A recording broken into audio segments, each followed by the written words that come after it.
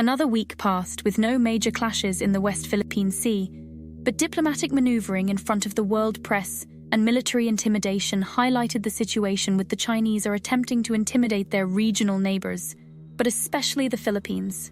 The Philippines also continued its media campaign to highlight the abuses and illegal behavior of the Chinese government and to try to avoid steps that China could use to provoke an international incident. This does not mean that the Philippines is backing off their legal sovereignty claims in the region and continues to pursue regional relations to bolster its position against an aggressive China. The trend in the West Philippine Sea indicates China's increasing aggression, aimed at intimidating regional countries into submitting to its demands in the South China Sea. Meanwhile, the Philippines is attempting to prevent this escalation without relinquishing its internationally recognized sovereign rights. China has relocated its main intimidation tactics to the Second Shoal.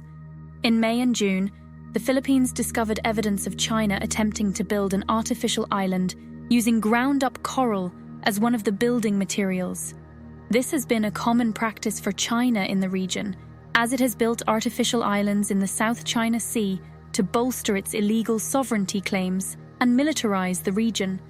In response, the Philippines deployed its largest Coast Guard ship, the BRP Teresa Magbanua, and two smaller vessels to maintain a constant presence to keep the Chinese from resuming island building at the Second Shoal, which is part of the Philippines Exclusive Economic Zone, or EEZ.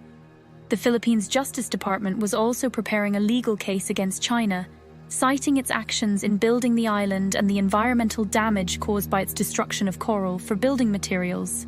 The Chinese responded this week by deploying their largest Coast Guard vessel called the Monster. This 12,000-ton vessel, designated CCG-5901, is 3 times larger than the Teresa Magbanua. The Monster dropped anchor at the Second Shoal in an apparent attempt to intimidate the Philippines by deploying a vessel that is much larger than the largest Philippine Coast Guard vessel, and when it dropped anchor, it did so 800 yards or 731 meters from the Teresa Magbanua. The Chinese Foreign Ministry made the statement that its police and military were enforcing the law in their waters. The Philippines replied that the Chinese act was a show of force to intimidate them, but that they would not give in to intimidation and would not pull out of the shoal. The Chinese, attempting to make tit-for-tat claims of environmental damage to the Second Shoal, have accused the Philippines of damaging the coral of the Second Thomas Shoal when they chose to ground the Sierra Madre at the shoal in 1999 and have ignored Chinese demands to remove it. The Philippines responded by claiming that China, through the creation of about 30 artificial outposts throughout the South China Sea, has caused damage to the coral and seafloor. China created most of these artificial outposts using ground-up coral. This was a weak attempt by China to deflect by accusing the Philippines of the actions it has been taking, but on a much larger scale in both the West Philippine Sea and the South China Sea. The Philippines also needed to evacuate a service member from the Sierra Madre for medical reasons. The Philippines was successful in evacuating the service member and getting them to a hospital, where they are in stable condition. The Philippines claimed that the Chinese Coast Guard tried to hinder the evacuation attempt without providing further details. However, the Chinese Coast Guard has been relentlessly patrolling in the Second Thomas Shoal, the grounding location of the Sierra Madre.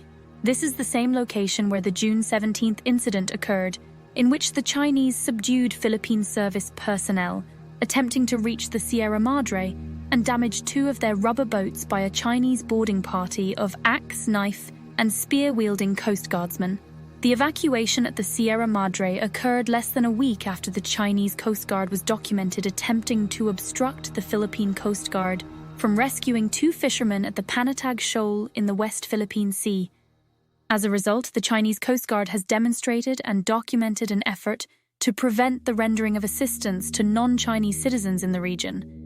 In the latest incident at the Second Thomas Shoal, China did not deny attempting to stop the evacuation, and its foreign ministry stated that it would allow vital supplies and the evacuation of personnel from the Sierra Madre if the Philippines notified China first.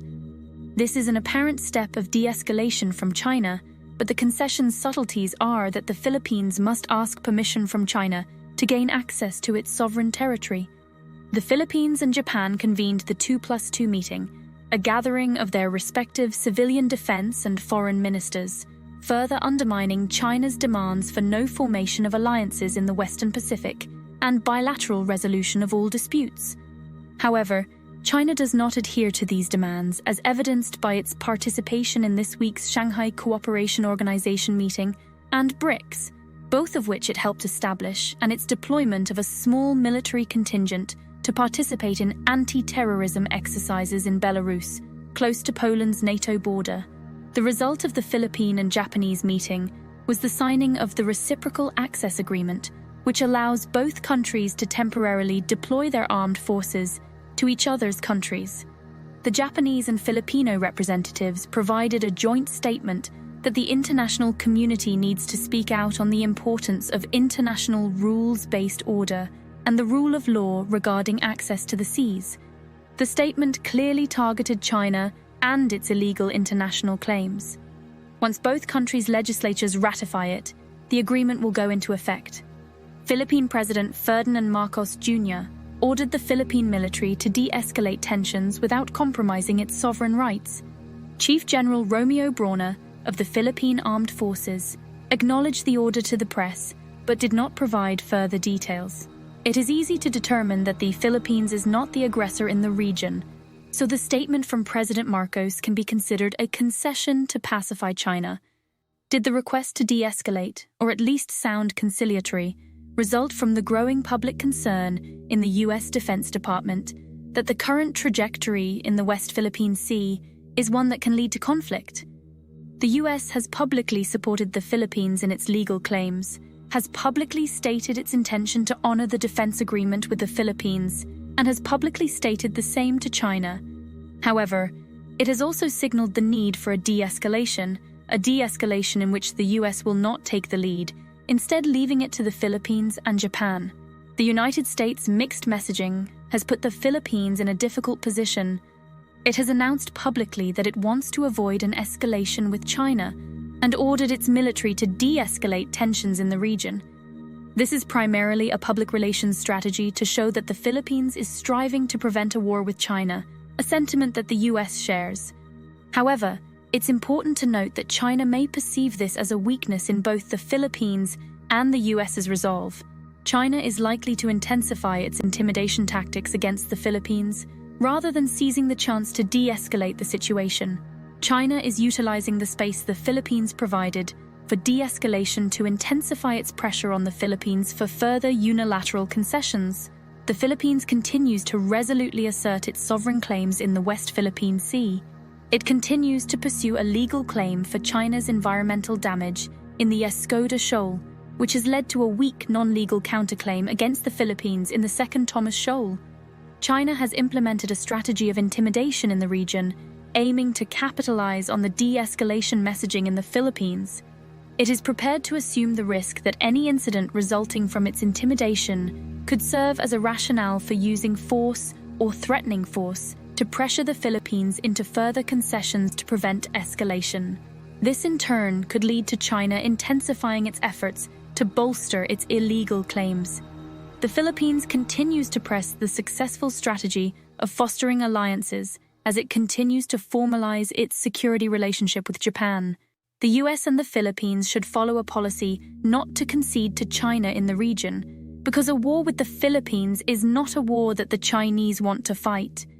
The Philippines has demonstrated that it does not want a war with China, but it should not surrender its ultimate strength, as China is not in a position to successfully operate in the West Philippine Sea against a determined opponent in the medium term.